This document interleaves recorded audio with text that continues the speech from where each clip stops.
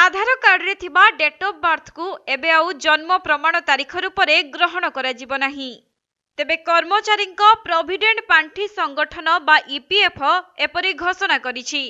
आउ एही खबर सुनी आधार कार्ड धारी माने अनुभव करि पारंती जे साधारण जीवन रे एबे सेमानंकर समस्या बढ़िबा को जाउछि।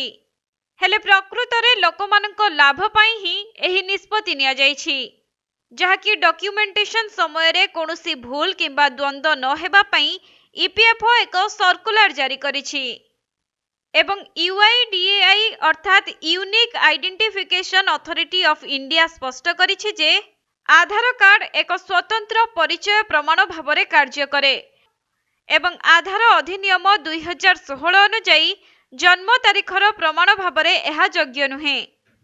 तेबे जानि रखंतु जे केउ डॉक्यूमेंट गुड़िक जन्म तारीख पई प्रमाण भावरे ग्रहण करा जाय परिबो।